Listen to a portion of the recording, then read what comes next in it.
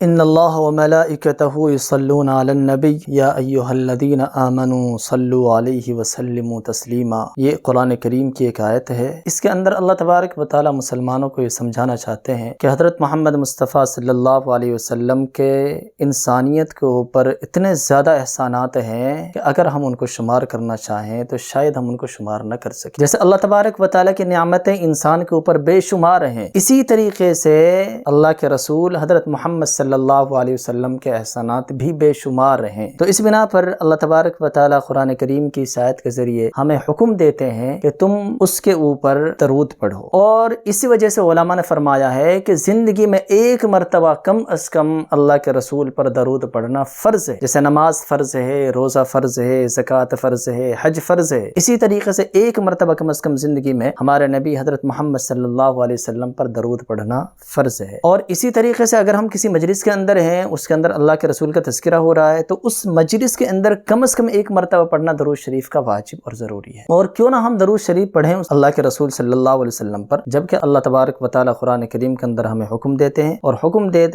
رہے ہیں ایسے الفاظ کے ذریعے کہ جو ایک چیز کو لازم کرنے کے لیے استعمال کیے جاتے ہیں۔ اور خود اللہ کے رسول نے فرمایا کہ جو شخص میرے اوپر ایک مرتبہ درود شریف پڑھتا ہے، اللہ تبارک و تعالی اس کے اوپر 10 رحمتیں نازل فرماتے ہیں۔ اور اسی طریقے سے سوال یہ پیدا ہوتا ہے کہ بھئی کون سی درود پڑھنی چاہیے؟ بہت سارے درود ہیں، تو سب سے بہترین جو درود ہے وہ درود ابراہیمی ہے۔ اگر اس سے بہتر کوئی درود ہوتی تو اللہ کے رسول فرماتے ہیں کہ نماز کے اندر ہم وہی درود پڑھیں، لیکن اللہ کے رسول نے نماز کے اندر درود ابراہیم کو متعین کیا ہے، تو پتہ چلا کہ درود ابراہیمی سب سے بہترین درود ہے۔ پھر ایک سوال یہ بھی پیدا ہوتا ہے کہ کب پڑھنا چاہیے درود کو؟ تو کچھ مقامات ایسے ہیں کہ جہاں درود نہیں پڑھنا چاہیے، مثلا اگر ہم پاخانہ کے اندر ہیں یا پیشاب گھر کے اندر ہیں یا کوئی ناپاک جگہ ہے وہاں کھڑے ہوئے ہیں، یا مثال کے طور پر خطیب جمعہ کے اندر خطبہ دے رہا ہے، تو ایسا کوئی بھی مقام ہو کہ جہاں اللہ کے رسول کا نام لینا بے ادبی سمجھا جاتا ہو، تو وہاں ہمیں درود نہیں پڑھنی چاہیے۔ اور جمعہ کے اندر خاص طور سے درود پڑھنی چاہیے، صبح سے لے کر شام تک جمعہ کے اندر خوب درود پڑھنی چاہیے۔ تو اس بنا پر ہمیں چاہیے کہ ہم اللہ کے رسول کے اوپر جتنی ہو سکے ہم سے درود پڑھیں، اور خاص طور سے درود ابراہیمی کا خاص طور سے ورد کریں۔